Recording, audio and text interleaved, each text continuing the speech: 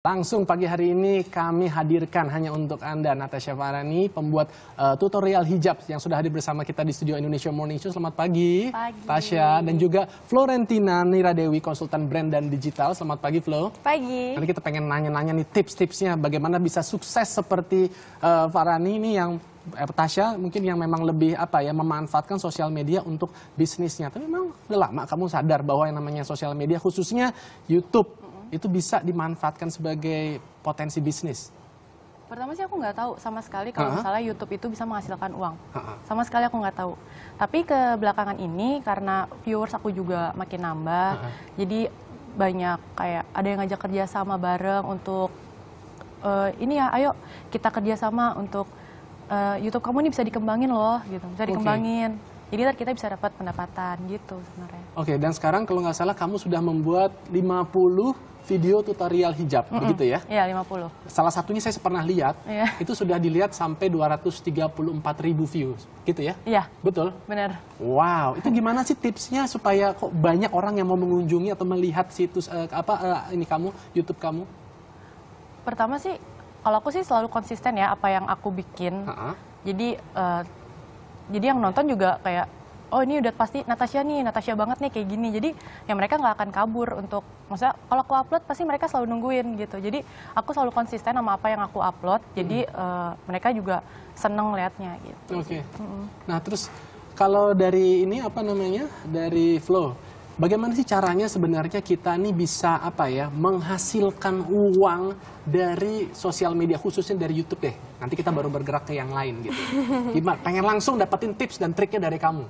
Kalau untuk dengan YouTube itu sebenarnya sangat menyenangkan ya, karena kita bisa dapat sesuatu yang kayak Natasha ada tutorialnya, jadi kita bisa melihat langsung gitu.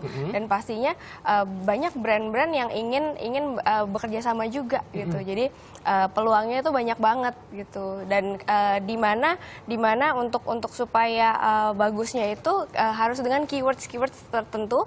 Jadi banyak orang yang search lalu bisa kelihatan gitu. Oke, contohnya misalnya nih tadi tutorial hijab. Pada saat kita sudah bikin, gitu, udah apalagi modelnya juga cantik juga. Terus apa yang harus kita tuliskan di YouTube itu supaya lebih memudahkan pencarian dan orang akhirnya lebih banyak mengunjungi YouTube kita?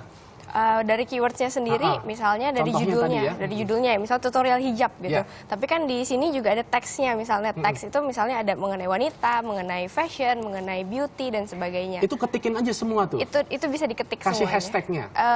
Bukan hashtag, jadi lebih kayak teksnya gitu. Gitu. Jadi nanti ada ini related sama apa saja. Oke, jadi kita kayak ada link-linknya itu nanti automatically itu akan bisa mengarahkan ke situ ya? Iya, betul. Wow, terus kemudian kalau kembali ke Tasya, apa sih yang kamu udah bisa dapatkan, boleh tahu dong nih, nilai bisnisnya dari banyaknya viewers kamu? Pertama sih, pasti banyak brand yang masuk ke aku untuk masukkan brandnya ke video aku. Kayak misalnya jilbab. Jilbab itu lumayan banyak brand yang masuk ke aku untuk dia promosi, istilahnya promosi di akun YouTube aku gitu. Kayak aku juga ada sempat make up tutorial, tapi cuma sedikit sih make up tutorial. Jadi make up juga brandnya ada yang masuk gitu sih sebenarnya. Jadi kamu mendapatkan ada benefit, ada dapat materi gitu kan? Wow, terus kamu udah pasang harga atau sekarang masih ya udah silahkan aja atau gimana? Pasang harga. Udah pasang harga. Ya, wow, gitu. Boleh tahu nggak sih itu kira-kira cara mengukurnya bagaimana ya? Maksudnya kamu menjual itu kira-kira berdasarkan apa? Banyaknya misal video katakanlah yang sudah 200 ribuan viewer, kamu jual lebih mahal dibandingkan mungkin yang masih sedikit atau gimana? Enggak sih, jadi aku ya sama aja sama jadi kalau misalnya dari dulu itu sempat aku juga ada dari pas harga juga nggak dari pas video aku udah banyak kayak gini sih. Karena kan mereka kan kayak kasih aku barang, jadi ya istilahnya aku kasih juga yang terbaik gitu, maksudnya buat di YouTube-nya. Biasanya kontraknya itu berapa lama dengan brand tersebut? Mereka nggak kontrak kayak kontrak bulanan jangka panjang gitu enggak. Jadi ya jangka pendek, misalnya mereka butuh berapa video, 1 atau 2 video. Ya udah aku masukin di 1 atau 2 video aja. Oke, berapa sih biasanya kamu tuh men-charge mereka untuk pembuatan 1 video di YouTube? Mereka sih biasanya, kita sih ada nego harga sih. Range-nya lah gitu kira-kira. Range-nya itu sekitar Berapa ya? Siapa tahu Mas Aden nanti mau bikin tutorial hijab juga buat istri Mas Adrian gitu loh. Oh gitu. Ya kalau misalnya Rens untuk masuk YouTube aku sih, aku tergantung brandnya yang masuk ke aku. Jadi kalau misalnya emang dia kayak biasa aja, misalnya nggak belum terlalu besar banget, ya aku nggak pasang tarif harga tinggi, nggak.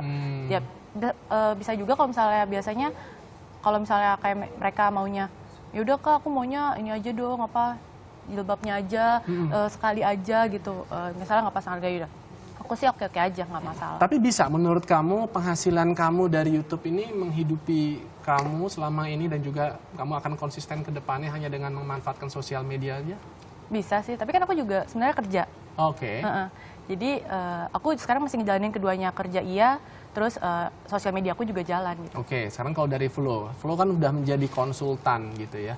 Kalau bagi mereka yang tadi saya tanya sebagai Flo gitu ya, punya pengalaman seperti itu, sebenarnya berapa sih kita nih bisa men-charge kepada klien kita apabila kita sudah memiliki kanal yang cukup aktif gitu loh di YouTube? Mungkin karena bekerja sama juga dengan beberapa figur seperti Natasha dan juga beberapa komunitas lainnya, pasti ada followersnya dan sebagainya. Untuk dari harga memang bergantung pada jumlah followers, terus juga seberapa ini sih influencing sih dari movement yang ada ini, terus juga dilihat juga dengan partner brandnya gitu, karena kan punya budget yang berbeda-beda ya, macam-macam banget. Biasanya berapa sih kalau pengalaman dari Flo? Pengalaman ya, kalau dari pengalaman ada yang dari nominal yang kecil sampai yang misalnya sampai puluhan, itu juga ada. Puluhan juta? Iya. Untuk dia katakanlah beriklan di salah satu video saja gitu. Iya. Dan itu pernah didapatkan juga oleh Tasya gitu, sampai nilai sebombastis itu? Aku belum, karena kan aku juga baru, maksudnya aku juga baru, kan kalau video YouTube aku kan itu kayak terarah sama yang ke arah wanita aja. Jadi ya emang aku viewersnya cuma segitu-segitu aja, jadi ya wanita-wanita itu juga, jadi ya belum sampai ke arah yang Nah, kalau saran dari Flo nih untuk Tasya, bagaimana cara dia ini bisa mengembangkan bisnisnya dengan memanfaatkan sosial media? Untuk mengembangkan bisnisnya memang dari Tasya harus melihat ini sebagai suatu bisnis tentunya gitu. Bukan, tadinya kan hobi, pasti hobi sesuatu yang disukai gitu. Tapi di sini ada peluang di mana bisa dilihat sebagai suatu bisnis dan harus ada visi ke depannya gitu. Misalnya, mau partnership dengan brand yang skala internasional gitu, ataupun misalnya punya roadshow hingga partnership dengan icon-icon yang ada di belahan bumi lainnya gitu. Itu bisa banget gitu. Oke, untuk saat ini sosial media apa saja yang wajib dimiliki oleh para pebisnis pemula? Untuk pebisnis pemula tentunya harus punya Instagram. Instagram. Karena kalau misalnya YouTube itu kan video yang ada durasi tertentu gitu. Tapi dengan kasih teasernya melalui Instagram itu bisa banget. Oke, jadi Instagram ini yang nomor 1 dulu ya. Iya, terus nomor kemudian 1. yang kedua? Kedua YouTube juga. Terus juga Twitter. Oh, Facebook sekarang udah nggak zaman? Facebook itu di Indonesia lagi menurun memang gitu. Tapi memang untuk punya fanpage-nya masih tetap perlu ada gitu. Tapi yang 3 ini lagi lebih naik lah gitu. Oke, baik. Yang 2 ini. Oke, Flo, terima kasih sekali buat tips-tipsnya. Tasya juga sukses selalu untuk bisnisnya. Mudah-mudahan nanti bisa lebih berkembang lagi. Amin. Dan itu tentunya menjadi satu inspirasi buat kita ya, bahwa ternyata dengan hal yang sederhana bisa kita lakukan di rumah untuk bisa menambahkan juga pendapatan di keluarga, dan ini bisa menjadikan satu peluang juga buat saya yang akan memulai ngikutin kamu. Tapi bukan bikin tutorial hijab, tapi tentunya kayak fitness dan lain sebagainya. Nah,